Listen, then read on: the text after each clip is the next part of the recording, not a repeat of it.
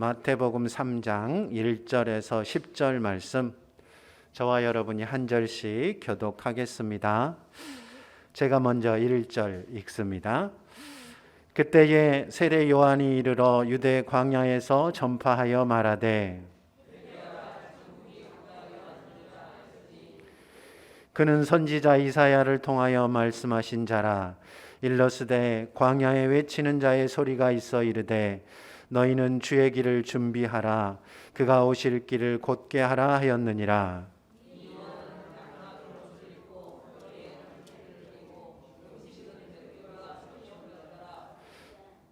이때에 예루살렘과 온 유대와 요단강 사방에서 다 그에게 나와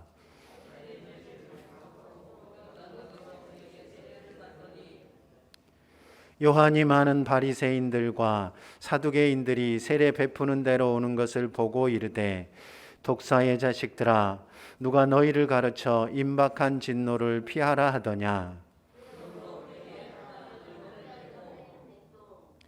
속으로 아브라함이 우리 조상이라고 생각하지 말라. 내가 너희에게 이르노니 하나님이 능히 이 돌들로도 아브라함의 자손이 되게 하시리라.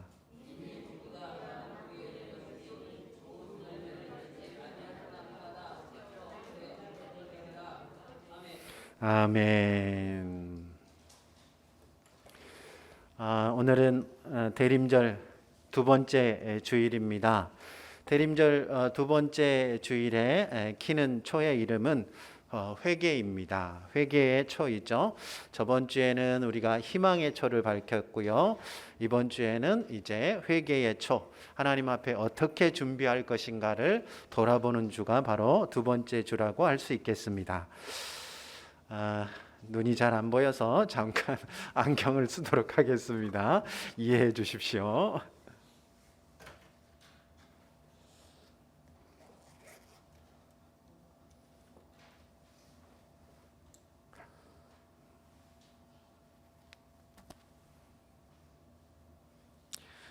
오늘 말씀은요, 그래서 세례 요한에 대한 이야기입니다.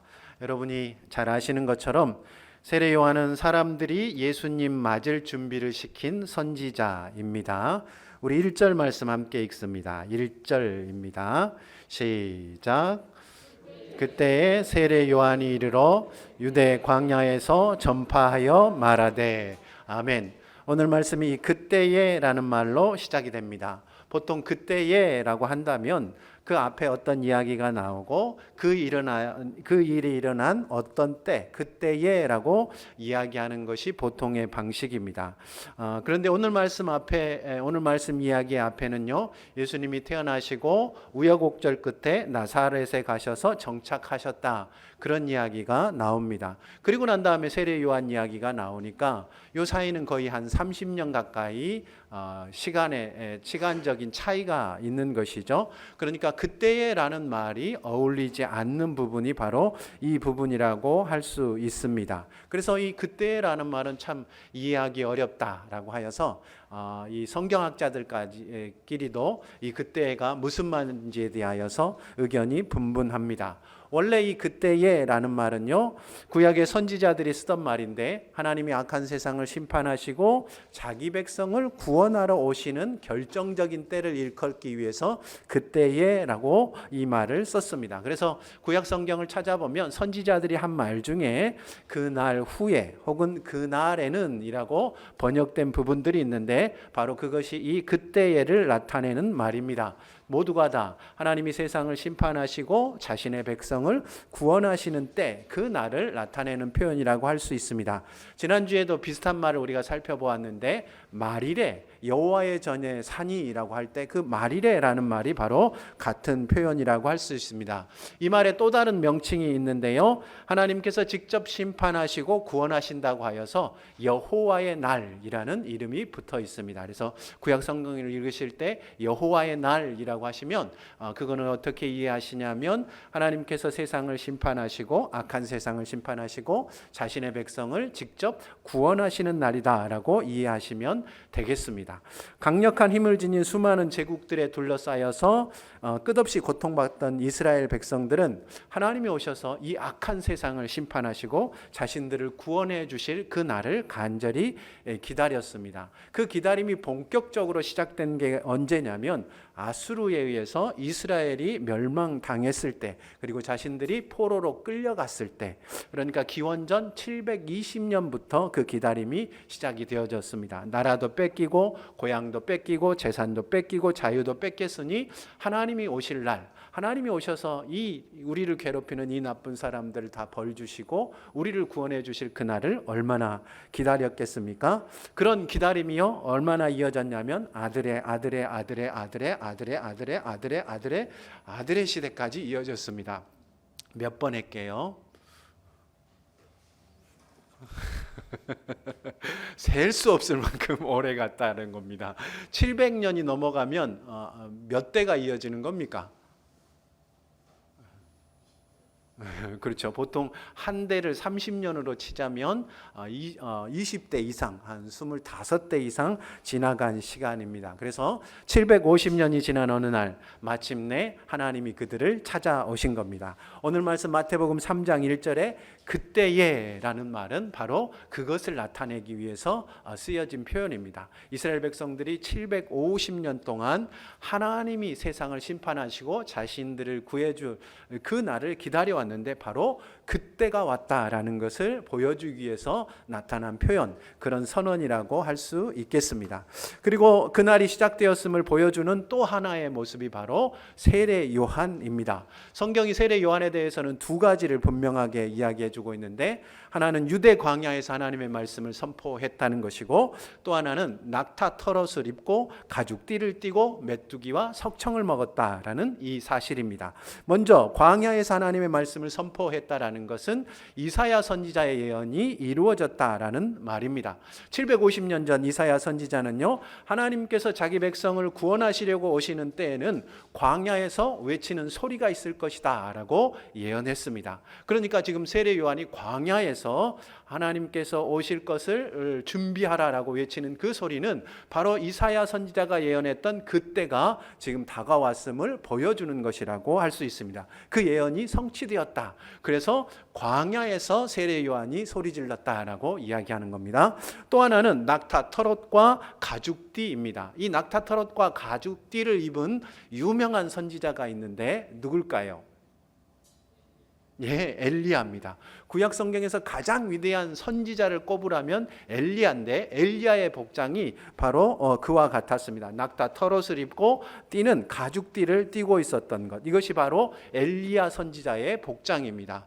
말라기 선지자가요, 하나님이 오시기 전에 일어날 일들에 대하여 예언을 했는데 그 예언에 이런 부분이 있습니다. 하나님이 그 백성을 구원하러 오시기 전에는 반드시 그 앞에 엘리야가 먼저 와서 사람들을 준비시킬 것이다 라고 이야기한 것입니다. 그러니까 지금 세례 요한이 광야에서 낙타 털옷과 가죽띠를 띠고 소리를 지르는 것, 엘리야의 모습을 연상시킨 것은 말라기 선지자의 예언이 이루어졌다라는 것을 보여주는 겁니다. 그러니까 세례 요한의 이 모습은요, 이사야 선지자 그리고 말라기 선지자가 이야기했던 하나님의 백성을 구원하시러 오는 그 날이 지금 다가왔음을 분명하게 이야기해 주는 것입니다. 얼마 만에 이 일이 이루어진 거예요? 오랫동안 750년 동안 기다리던 끝에 드디어 하나님께서 약속하신 그 일이, 하나님이 직접 이 땅에 오신 일이 일어났다라고 이야기하는 것입니다. 약속이 750년 만에 이루어지면 그 약속이 지켜진 것인가요? 안 지켜진 것인가요? 750년 만에 약속이 이루어졌어요. 그러면 그게 지켜진 거예요? 안 지켜진 거예요? 제가 윤주민 집사님 여기 계시잖아요. 하나님께서 윤주민 집사님에게 이렇게 약속을 하신 거예요. 내가 너에게 복 주마. 그런데 750년 후에 그게 이루어졌어요. 그러면 그 약속이 이루어진 거예요? 안 이루어진 거예요? 이루어진 거예요. 제가 살 때 이루어지고 있었던 거예요. 참 믿음도 좋으십니다. 이런 거를 제가 지난주에 뭐라고 불렀냐면 궁극적 미래라고 불렀습니다. 이게 무슨 얘기냐면 가깝게 일어날 일들은 아닙니다. 그런데 반드시 그렇게 되어질 일, 시간이 언제가 되어졌든지 간에 반드시 그렇게 되어질 일, 그리고 결과적으로 그렇게 되어질 일을 궁극적 미래라고 하는 것입니다. 이 궁극적 미래는요, 당장은 도무지 이루어질 것 같지는 않지만 반드시 이루어지고 결국 그렇게 되어진다는 면에서 그야말로 현실과 같은 거예요. 약속이지만 이미 현실과 같은 거다라고 이야기할 수 있습니다. 그래서 이사야 선지자는 이 궁극적 미래에 대해서 이렇게 설명을 했습니다. 제가 이사야서 55장 10절에서 11절 말씀 읽어드리겠습니다. 없습니다. 그냥 잘 들어보십시오. 이는 비와 눈이 하늘로부터 내려서 그리로 되돌아가지 아니하고 땅을 적셔서 소출이 나게 하며 싹이 나게 하여 파종하는 자에게는 종자를 주며 먹는 자에게는 양식을 줌과 같이 내 입에서 나가는 말도 이와 같이 헛되이 내게로 되돌아오지 아니하고 나의 기뻐하는 뜻을 이루며 내가 보낸 일에 형통함이니라. 무슨 말인지 아시겠죠? 하늘에서 비와 눈이 내린다라는 거예요. 그런데 비와 눈이 내리면 이 비와 눈이 그냥 다시 하늘로 올라가는 것이 아니고 땅을 적셔서 싹이 나게 하고 소출이 나게 하여서 농사 짓는 사람에게는 종자를, 먹는 사람들에게는 양식을 주는 것, 반드시 열매가 맺히게 하는 것, 그것이 바로 비와 눈이라는 거죠. 그처럼 하나님께서 한번 이스라엘 백성들에게 하신 말씀, 그 백성들에게 하신 그 약속은 절대로 그냥 헛되이 하나님께 돌아가지 아니하고 반드시 결과를 이루어낸다라고 이야기하는 것입니다. 하나님의 말씀은요, 없어지지 아니하고 반드시 이루어진다라고 이야기하는 것입니다. 하나님께서 왜 이 말씀을 이사야 선지자를 통하여 하나님의 백성들에게 했을까요? 하나님의 백성들이 믿지 못한 겁니다. 하나님의 백성들이 지금 이사야 선지자 때에는 포로로 잡혀가고 있는 그런 시절이잖아요. 혹은 포로에 잡혀가 있는 시대입니다. 그런 사람들을 향하여 이사야 선지자가 얘기하는 거예요. 하나님께서 오셔서 우리를 포로로 잡은 이 사람들을 다 벌 주시고 우리를 다시 고향으로 데려가시고 우리를 구원해 주실 것이다 라고 약속한 거예요. 그랬더니 이스라엘 사람들이 어떻게 했어요? 피식했단 말이에요. 왜 피식했을까요? 언제요? 도대체 어떻게요? 이런 마음들이 그들 속에 있었다라는 것입니다. 그러니까 하나님께서 못 믿는 이스라엘 백성들을 향하여서 말씀하시는 거죠. 잘 들어라. 하늘에서 비와 눈이 내리면 그것이 싹이 나게 하고 소출이 나게 하고 양식과 종자를 주는 것처럼 내 말도 한번 내 입에서 뱉어지면 반드시 그 뜻을 이루는 것이 내 말이다라고 약속하신 거죠. 그것이 바로 궁극적 미래, 하나님께서 선포하신, 약속하신 것은 시간이 얼마나 걸리든 반드시 결과적으로 그렇게 되어진다라는 것입니다. 그래서 하나님의 말씀을, 이 궁극적 미래에 대한 하나님의 말씀에 대하여 우리가 어떤 태도를 가져야 하느냐, 하박국 선지자가 이렇게 이야기합니다. 이 묵시는 정한 때가 있나니 그 종말이 속히 이르겠고 결코 거짓되지 아니하리라. 비록 더딜지라도 기다리라. 지체되지 않고 반드시 응하리라. 그러니까 더디더라도 하나님의 약속은 반드시 이루어진다 하는 말씀입니다. 그러니까요, 하나님께서 온 세상을 심판하시고 우리를 구원하시기 위해서 친히 이 땅에 오신다라는 이 말씀은 반드시 현실이 되는 줄 믿으시기를 우리 주님의 이름으로 축원합니다. 아멘. 정말로 믿으셔야 됩니다. 우리의 믿음의 가장 핵심이 그거예요. 하나님께서 이 악한 세상 가운데 고난받는 하나님의 백성들을 위하여서 반드시 직접 이 땅에 오셔서 악을 심판하시고 우리를 구원해 주실 것이다. 그것이 하나님이 우리에게 보여주시는 궁극적 미래 영원한 약속입니다. 그러므로 이것은 반드시 이루어지는 것을 믿으시기를 우리 주님의 이름으로 축원합니다. 아마 어떤 분들은 이렇게 생각할 수도 있습니다. 예수님이 벌써 2000년 전에 오셨으니까 그 약속이 이미 다 이루어진 거 아닙니까? 그렇죠. 750년 기다려서 예수님이 오셨으니까 그때 이미 이루어진 것 아니냐라고 말할 수 있습니다. 마태도 예수님의 공생애가 시작되는 시점, 세례 요한이 광야에서 외치던 때를 바로 그날이라고 불렀으니까 약속이 이미 이루어졌다라고 해도 일리가 있는 말입니다.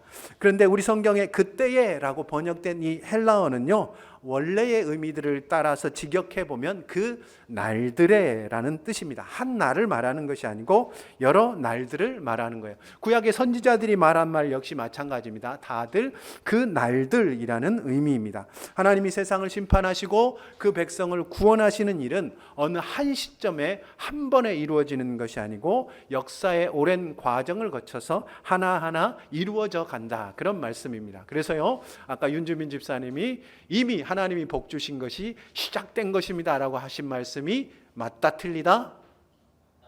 맞다는 거예요. 750년 후에 이루어지지만 그 이루어진 것들이 지금부터 시작되어지고 있다는 것이 맞는 말이라는 거예요. 하나님의 약속은요, 우리를 구원하신다는 그 약속은 그때 딱 한순간에 이루어지는 것이 아니고 역사의 어느 시점을 흘러가면서 점점 더 완성되어져 간다라는 것입니다. 우리가 이사야 선지자의 예언을 살펴보면 이걸 더 분명히 알 수 있는데요, 이사야 선지자가 포로 가운데 있는 하나님의 백성들에게 하나님이 주신 약속 세 가지를 이야기합니다. 첫 번째는 너희들을 포로에서 다시 되돌려 줄 것이다 하는 약속. 두 번째, 하나님이 직접 오셔서 너희를 구원해 주실 것이다. 세 번째, 하나님이 악한 세상을 심판하실 것이다 라는 이 세 가지 약속입니다. 이 세 가지 약속이 단계별로 이루어집니다. 먼저 포로로 잡혀갔던 이스라엘 백성들은 70년 만에 고향으로 돌아옵니다. 고향으로 돌아오는 이야기가 성경에 이미 기록이 되어져 있죠. 하나님께서는 70년 만에 약속을 지키신 거죠. 그리고 다시 700년이 흐른 다음에 하나님께서 그 백성을 구원하시기 위해서 직접 이 땅에 오셨습니다. 예수님의 몸을 입고 이 땅에 오신 거죠. 그렇게 두 가지가 이루어졌으니까 무엇이 남아 있어요? 하나가 남아 있습니다. 하나님이 직접 오셔서 온 세상을 심판하시는 것, 그것이 남아 있습니다. 아직. 그것은 언제 이루어집니까?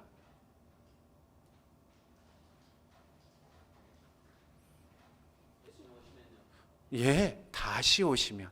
재림. 그래서 우리가 이 대림절이라는 것이 예수님이 다시 오심을 기다리는 절기입니다. 예수님이 다시 오시면 하나님께서 우리에게 주셨던 약속 중에 세 번째 약속, 온 세상을 심판하신다라는 그 약속도 이루어진다라고 이야기할 수 있겠습니다. 근데 가만히 생각해 보면 첫 번째, 두 번째 약속도 이게 이루어질까 사람들이 믿기가 굉장히 어려웠습니다. 포로로 잡혀간, 나라라고 하기에도 민망한 작은 무리의 사람들이 고향으로 돌아가 다시 나라를 세우게 될 줄 누가 믿었겠습니까? 그런데 하나님은요, 그들이 포로로 잡혀간 후 100년도 채 되기 전에 다시 고향으로 돌아가게 만드셨습니다. 온 우주를 만드신 창조주께서 친히 역사 가운데로 들어오실 것을 누가 상상이나 했겠습니까? 그런데 하나님께서는요, 가장 낮고 천한 말구유 위에 자기 힘으로는 아무것도 할 수 없는 가장 무력한 어린 아기의 모습으로 이 땅에 오셔서 십자가를 지심으로 친히 우리를 구원해 주셨습니다. 그것들 불가능할 것 같은 일들이 실제로 이루어졌다라는 거죠. 어떤 사람들은요, 죽으면 끝이지 무슨 하나님이 계시고 최후 심판이 있느냐고 묻습니다. 아무도 죽어보지 않았으니까 못 믿는 것, 그것이 어쩌면 당연한 것이라고 할 수 있겠습니다. 그런데 하나님이 하신 약속입니다. 하나님이 오셔서 심판하시겠다 하신 것은 하나님이 하신 약속입니다. 비와 눈이 싹이 나게 하고 열매를 맺게 해서 종자와 식량을 주는 것처럼 결코 헛되이 돌아감이 없는 뜻을 이루시는 하나님의 약속의 말씀입니다. 아무도 믿지 못하던 포로들의 귀환과 이 땅에 직접 오셔서 구원하시는 것을 완벽하게 이루신 바로 그 하나님의 말씀입니다. 그러니 이 하나님의 세 번째 약속은 믿을 수 있겠습니까? 믿을 수 없겠습니까? 당연히 믿을 수 있습니다. 그러면 여러분, 세상 모두가 하나님 앞에 서서 심판받게 된다는 것을 믿으시기를 우리 주님의 이름으로 축원합니다. 우리 모두가 하나님 앞에 서야 한다면, 그렇다면 지금 우리는 무엇을 해야 하겠습니까? 하나님 앞에 설 것을 준비해야 합니다. 오늘 말씀 2절 함께 읽습니다. 2절입니다. 시작. 회개하라, 천국이 가까이 왔느니라 하였으니. 아멘. 천국은 하나님이 다스리는 나라입니다. 천국이 가까웠다라는 것은 하나님이 가까이 오셨다라는 거죠. 하나님이 가까이 오셨으니까 이제 하나님 앞에 설 준비를 하라라는 것입니다. 하나님 앞에 설 준비를 하는 것, 그것이 뭐냐면 바로 회개입니다. 회개가 바로 하나님 앞에 설 준비입니다. 회개는요, 그 의미상 삶의 방향을 바꾸는 것을 말합니다. 지금까지는 하나님 없는 것처럼 예전처럼 하나님 앞에 설 일이 없는 사람처럼 마음대로 살았다면 이제는 반드시 하나님 앞에 설 사람처럼 사는 것을 말합니다. 좀 쉽게 얘기해 보면 이렇습니다. 어렸을 때 부모님이 출타를 하게 되면 애들은 집안을 난장판으로 만들며 놉니다. 부모님이 오실 것이라는 것을 까마득히 잊고 정말로 즐겁게 놀죠. 남편들이 그렇다고 하더라고요. 보통 아내가 친정 가면 남편들이 개판을 친다면서요. 아주 행복해하면서 이제 나는 드디어 총각이 되었다. 아마 그것과 비슷한 마음이지 않을까요? 아이들 부모가 이렇게 떠나가면 이제 부모가 돌아올 것을 생각도 안 하고 내 마음이야 하고 아주 신나게 놉니다. 그러다가 부모님과 아내가 돌아올 시간이 되면 슬슬 뭐가 되는 거예요? 걱정이 되기 시작합니다. 그러면 부모님께 혼나지 않도록 어질러 놓은 것 정리해 놓고 부모님 시킨 일도 하고 숙제도 서둘러서 합니다. 아내가 오면 뭘 해야 할지 미리 설거지도 좀 하고 청소도 좀 해놓고 그리고 빨래도 좀 돌려놔야죠. 그리고 이쁘게 잘 가다듬고 아내 맞을 준비를 해야 하는 것입니다. 부모님 맞을 준비, 설 준비를 하는 것, 회개란 바로 이런 것입니다. 지금까지는 하나님이 안 계신 것처럼 하나님 앞에 설 일이 없는 것처럼 하나님 상관없이 살았다면 이제부터는 내가 하나님 앞에 서야 하는구나 하기 때문에 하나님 앞에 설 준비를 하는 것, 그것이 바로 회개라고 할 수 있겠습니다. 5절 6절 말씀 함께 읽습니다. 5절 6절입니다. 시작. 이때에 예루살렘과 온 유대와 요단강 사방에서 다 그에게 나와 자기들의 죄를 자복하고 요단강에서 그에게 세례를 받더니. 아멘. 세례는요, 물에 잠갔다가 다시 나오는 행동입니다. 이것은 무엇을 의미하냐면 죽었다가 다시 살아나는 것을 의미합니다. 그러니까요, 예전처럼 살던, 하나님 없이 살던 그 삶은, 그 사람은 이제 죽고 이제 하나님 앞에 설 사람으로 살아가겠다, 새로운 존재가 되겠다라는 결단의 표현이 바로 이 세례입니다. 그러니까 회개의 적극적인 표현이 바로 이 세례라고 할 수 있습니다. 세례 요한이 하나님이 가까이 왔으니까 하나님 앞에 설 날을 준비하는 새로운 존재로 사십시오라고 하니까 사람들이 다 나와서 예, 그렇게 살겠습니다. 하나님이 이렇게 가까이 오셨는데 엘리야 당신이 온 걸 보니까 하나님이 이제 오실 거니까 내가 하나님 올 걸 준비해야 되겠습니다. 그러니까 내가 새로운 사람이 되겠습니다 하고 다들 세례를 받으러 왔다라는 거예요. 그래서 다들 물에 푹 들어갔다가 나오고 푹 들어갔다가 나오고 그럽니다. 우리 교회 세례는 물을 뿌리는 거죠. 이게 이제 예전에는 이렇게 푹 잠겼다가 일어나는 건데 저희가 이제 강이 없지 않습니까? 그러니까 상징적인 의미로 우리가 그렇게 물을 뿌리는 겁니다. 어쨌든 새로운 존재로 살겠다라는, 회개하는 삶을 살겠다라는 그런 고백입니다. 7절 말씀 같이 읽습니다. 7절입니다. 시작. 요한이 많은 바리새인들과 사두개인들이 세례 베푸는 대로 오는 것을 보고 이르되 독사의 자식들아, 누가 너희를 가르쳐 임박한 진노를 피하라 하더냐. 아멘. 많은 사람들이 이 세례를 받고 하나님 앞에 설 준비를 하자 당시의 종교 지도자들이었던 바리새인들과 사두개인들도 자신들도 하나님 앞에 설 준비를 하겠다고 나오는 것입니다. 그런데 다른 사람들에 대해서는 다들 이렇게 세례를 주는 거예요. 세례 요한이 물에다가 잠궈갖고 이제부터 하나님 앞에 설 준비하십시오. 새로운 존재로 사셔야 됩니다. 물에 쏙 집어넣었다가 다 해주는데 이 바리새인과 사두개인들은 딱 쳐다보자마자 쌍욕을 뱉었습니다. 뭐라고 쌍욕을 했습니까? 독사 새끼들아. 선지자들은 기본적으로 좀 센 사람들입니다. 입이 거칠고 마음이 있는 것을 있는 대로 내뱉은 사람입니다. 저 같은 사람은 절대로 선지자로 못 삽니다. 그렇죠? 그런 말 한번 하고 나면 괴로워서 저는 제가 아마 못 살 것 같습니다. 그런데 세례 요한은 대놓고 정말로 엘리야의 심령으로 그들에게 이야기하는 겁니다. 독사 새끼들아, 누가 너희한테 하나님 앞에 서는 그 두려운 날을 지금 세례받고 그걸 피하라고 하더냐라고 이야기합니다. 정말로 무섭게 책망한 거죠. 왜 이 종교 지도자들을 독사의 새끼라고 불렀을까요? 종교 지도자들은요, 사람들에게 생명의 길을 안내해 주어야 하는 그런 사람들입니다. 그런데 당시 종교 지도자들은 잘못된 가르침과 행동으로 사람들을 생명의 길에서 벗어나서 사망의 길로 안내했습니다. 생명 대신에 무엇을 준 거예요? 죽음을 준 거죠. 생명 대신에 죽음을 주는 존재가 뭐예요? 좀 전에 제가 알려드렸잖아요. 독사. 네, 독사한테 물리면 죽잖아요. 그러니까 지금 이 독사의 자식들아라는 말은 단순히 그들을 욕하는 것이 아니고 그들이 사람들을 생명의 길로 인도하는 대신에 이 사망의 길로 인도하고 있음을 분명하게 책망한 것이라고 할 수 있겠습니다. 좀만 더 들어가 볼게요. 이 두 종류의 사람들은 어떻게 사람들을 죽음의 길로 인도했을까? 먼저 사두개인들입니다. 사두개인들은 당시 제사장들이에요. 예루살렘에 있는 성전에서 사람들이 하나님 앞에 회개하기 위하여 제사드리러 나오면 하나님 앞에 제사 드려주는 존재들이 바로 이 제사장들이었습니다. 이 사람들은요, 로마에 협조하여서 권력을 누리는 기득권층이었는데 이들은 내세나 영원을 믿지 않고 그저 눈에 보이는 현실이 전부라고 믿었습니다. 그래서 자신들이 가진 것을 계속 누리고 즐기는 일에 온통 관심이 쏠려 있었습니다. 그러니까 하나님 앞에 설 생각을 했을까요? 안 했을까요?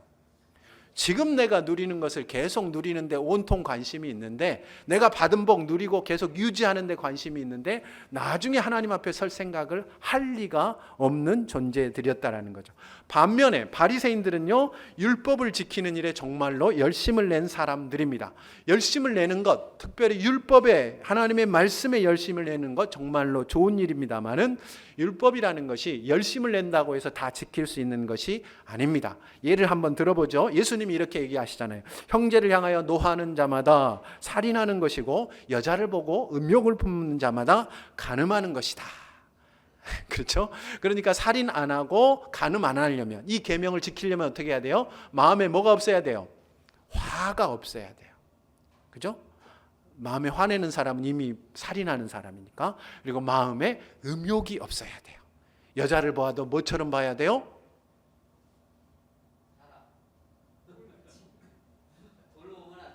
네, 교회에서 이런 말 하긴 뭐하지만 부처님 가운데 토막이 돼야 한다는 거예요. 여자를 봐도 절대로 눈이 이렇게 돌아가서는 안 돼요. 이래서는 안 된다는 거예요. 그러면 이미 계명을 지키지 못한 것이다. 그러니까 아무리 열심을 낸다고 해도 사람의 마음속에 화가 안 날 수가 있습니까? 없습니까? 살면서 나는 화 내본 적이 없다. 죄송합니다. 너무 길게 잡았죠. 요 한 10년 동안 나는 화를 내본 적이 없다. 그것도 2022년에 화를 내본 적이 없다. 이거 좀 약했나? 12월에 화 내본 적이 없다. 이렇습니까? 우리 수준이. 김윤혁 집사님이 손을 번쩍 드셨습니다. 11월은 어떻습니까? 이게 손이 안 올라가네요. 그러니까 12월에는 아직 며칠 안 됐잖아요. 지금 오늘 4일이니까 4일 가신 거예요. 우리 교회에서 가장 그래도 오랫동안 이 수련을 쌓아오신 김윤혁 집사님이 4일 간다면 우리 같은 사람들은 얼마나 가는 거예요? 자, 윤주민 집사님 화내신 게 언제입니까? 가장 최근에 화냈는 게 몇 시간 전입니까? 어저께요. 그런 겁니다. 그러니까 열심을 낸다고 해서 우리가 이걸 다 지킬 수가 없는 것이 율법인 거예요. 그러니까 이 바리새인들이요, 하나님의 계명을 지키는 일에 열심을 내었다면 내가 열심을 내기는 하지만 그래도 완벽하지는 못하다라고 인정해야 하겠죠. 그런데 이 사람들이 그걸 인정하기가 싫은 거예요. 내가 너무나 열심히 내서 완벽히 지켰다라는 거예요. 그러니까 자기가 마음속으로 스스로 내가 완벽히 지켰다 말하고 나니까 이제 어떻게 합니까? 완벽히 지키지 못하는 사람들에 대해서 죄인이라고 무시하고 상종도 안 하는 이 콤비가 따라오게 되는 거예요. 콤보죠. 콤비가 아니군요. 콤보가 딱 따라온 거죠.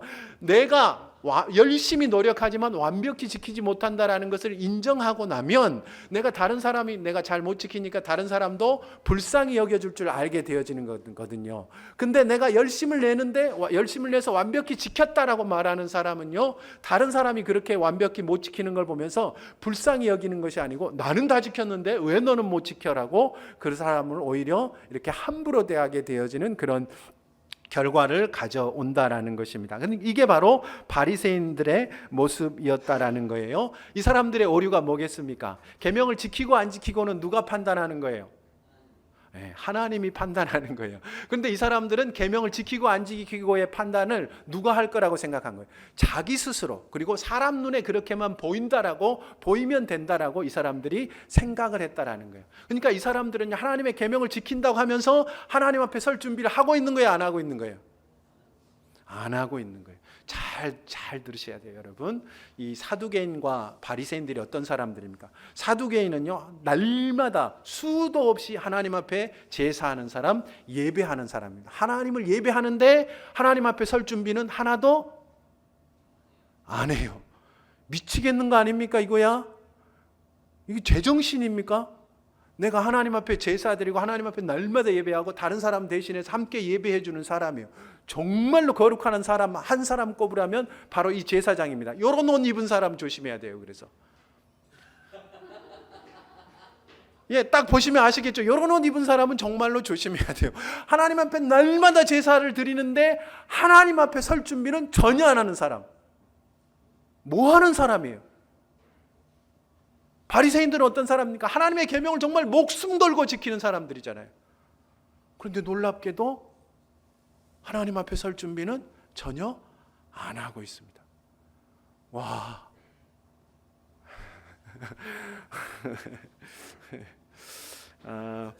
결국 이 바리새인과 사두개인은 하나님께 제사 드린다고 말하면서 하나님의 계명을 지킨다고 말하면서 하나님 앞에 서게 될 것은 생각지도 않고 자기 욕심, 사람들의 인정이라는 목적을 이루기 위해서 살아가는 것입니다. 굳이 표현해 보자면 하나님이라고 크게 간판을 써놓고 그 뒤에서 자기 욕심 채우고 사람들의 인정을 갈구하는데 온통 정신이 팔려 있었다라고 이야기하는 것입니다. 그래서 세례 요한이 이들에게 이야기하는 거예요. 그러므로 회개에 합당한 열매를 맺으라. 회개에 합당하다라는 말은요, 이 합당하다는 말은 원래는 이렇게 무게를 달다라는 뜻입니다. 그래서 그 말에서 나온 것이어서 그 무게에 맞는 그 무게만큼의라는 뜻입니다. 그래서 회개에 합당한 열매라는 뜻은 회개라는 이 말의 무게만큼의 열매라는 뜻이 됩니다.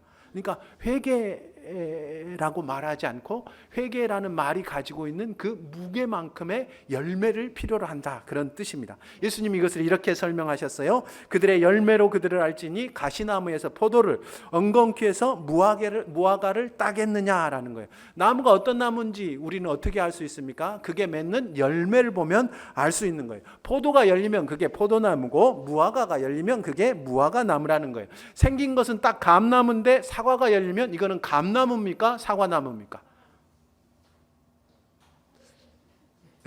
잘 들어보세요. 생긴 건 딱 감이야. 감잎이 나고 이렇게 생겼단 말이에요. 그런데 가을에 보니까 이게 사과를 열었어요. 이건 감나무예요, 사과나무예요? 사과나무예요. 어려우면 제가 한 번만 더 문제를 내볼게요. 생긴 건 정말로 딱 밤나무예요. 그런데 가을이 됐는데 귤이 열렸네.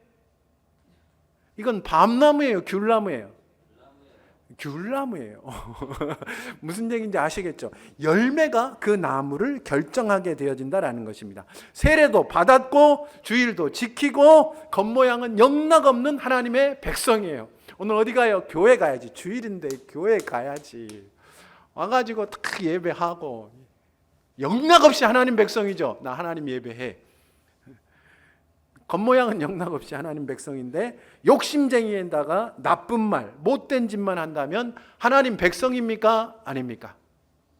겉모양은 영락없는 하나님 백성이에요. 하나님께 열심히 예배하고 하나님의 말씀을 열심히 지키려고 노력을 해요.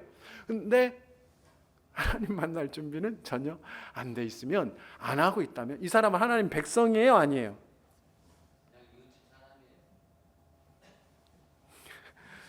하나님 백성은요, 하나님 앞에 설 준비를 하는 사람들이 하나님의 백성입니다. 하나님 앞에 설 준비를 하는 사람들이 그런 삶을 살 리가 없는 것이죠. 열매로 나무를 아는 것입니다. 말로만 하나님께 예배한다, 하나님 말씀 지킨다고 하면서 실제로는 자기 욕심대로 사람들에게 인정받는 것만 목적으로 살고 있지는 않으십니까? 하나님 앞에 설 것이기에 지금부터 하나님 앞에서 살아가시는 저와 여러분 되시기를 우리 주님의 이름으로 축원합니다. 한 가지만 말씀을 드리고 말씀을 마치려고 합니다. 미리 말씀드려도 하나님 앞에 서게 되는 것이 반드시 이루어질 궁극적 미래임을 믿지 못하시는 분이 계실 겁니다. 이렇게 말씀을 드려도 우리가 하나님 앞에 서게 될 것이다, 심판받게 될 것이다 할 것을 제대로 믿지 못하시는 분들이 계실 겁니다. 그게 궁극적 미래라는 것을 아직은 믿지 못하시는 분들이 계실 거예요. 그런 분들은요, 죽음에 대해서 한번 생각해 보셨으면 좋겠습니다. 죽음은 언젠가는 우리 삶에 반드시 이루어질 궁극적 미래라는 것에 대해서는 모두들 동의하실 겁니다. 사람은 다 죽으니까 우리도 다 죽음을 맞게 될 것입니다. 죽음이 무엇입니까? 우리가 할 수 있는 것이 그야말로 전무한 상태, 그것이 바로 죽음이죠. 나이가 들고 늙는다는 것은 자연스럽게 우리가 할 수 있는 일이 하나도 없는 때가 다가오고 있다는 뜻입니다. 그렇죠? 나이가 들고 늙어, 그것은 죽음이 다가온다. 내가 할 수 있는 것이 하나도 없다, 없는 때가 오고 있다라는 거예요. 그러니까 사실은요, 나이가 들고 늙는다라는 것은 하나님이 우리에게 주시는 신호입니다. 네가 아무것도 할 수 없는 때를, 아무것도 할 수 있는 일이 없는 때를 지금부터 준비해. 그 말이 바로 나이가 들고 늙는다는 것의 의미입니다. 여러분, 아무것도 여러분이 할 수 없는 그때를 준비하고 계십니까? 엊그제 금요일인데요, 우리 강 집사님이 안 좋으셔서 제가 아침에 강 집사님을 모시고 응급실에 이렇게 가서 하루 종일 같이 있었습니다. 응급실에 가보신 분들은 아시겠지만 온갖 검사에 여기저기 막 가고 난리입니다.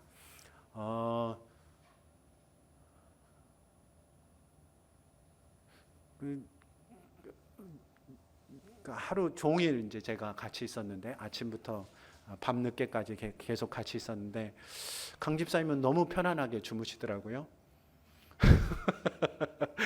응급실에 갔는데 응급한 사람은 누구냐면 저예요. 의사들이랑 사람들이랑 만나서 이야기하고 뭘 해달라, 이건 하면 안 된다 하면서 막 속 타고 쫓아다니는 사람은 저고, 강 집사님은 거의 제가 느끼기엔 약간 코까지 고시는 것 같은 소리가 들리는 거예요. 너무 편안하게 쉬시는 거예요. 그래서 제가 약간 약이 오르더라고요. 이 양반이 나한테 다 맡기고 저렇게 편히 쉬셔 싶은 마음이 드는 거예요. 막 약이 오를 만큼. 그러다가 제가 그런 생각이 들었어요. 그래도 참 다행이다.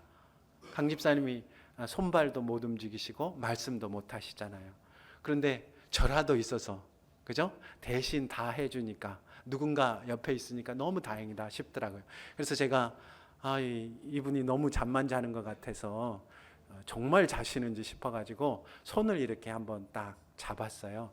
그랬더니 강 집사님이 손을 꼭 잡고 안 놓으시는 거예요, 제 손을. 그래서 계속 잡고 있었어요.